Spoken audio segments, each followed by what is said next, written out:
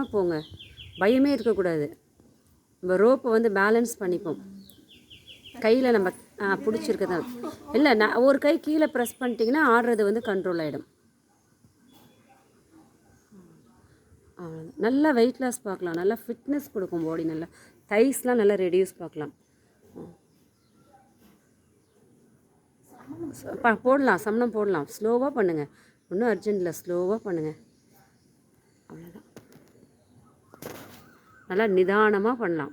நீங்கள் இவ்வளோ செப்பலங்கால் போட்டாலே போதும். பத்மாசனா பண்ணணும் இல்லை, ஃப்ளெக்சிபிள் இன்க்ரீஸ் ஆகும்போது நம்ம வந்து பத்மாசனா போட்டுக்கலாம். இல்லை அப்படின்னா ஒரு செப்பலங்கால் போட்டு தலையை கீழே விட்டு ப்ளட் சர்க்குலேட் ஆகும். ஆமாம், உச்சந்தலை வரைக்கும் ப்ளட் சர்க்குலேட் ஆகும். அவ்வளோதான்.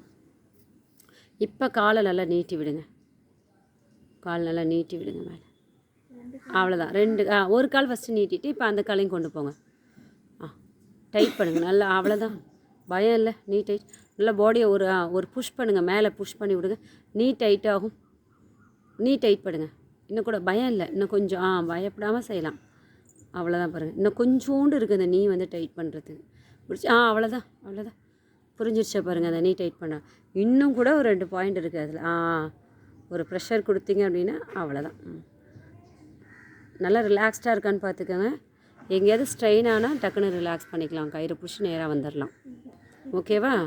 இப்போ முட்டியை மடக்குங்க. பாதம் நமஸ்காரம், ஃபஸ்ட்டு பாதம் நமஸ்காரம் பண்ணிக்கோங்க. அதில் லெக் வைடு வந்து வெளியில் வரும்போது வந்துக்கலாம். இப்போ நீ வந்து க்ளோஸ் பண்ணுங்கள். அவ்வளோதான். இன்னும் க்ளோஸ் பண்ணுங்கள்.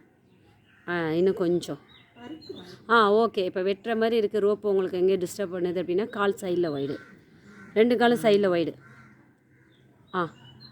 அவ்வளோதான். இப்போ ஒரு கை கொண்டு போய் ரோப் கேட்ச் பண்ணுங்கள். ஒரு கையால் வந்து ஒரு கை பயம் இல்லை, விழ மாட்டீங்க. இப்போ அந்த கையை எடுங்க.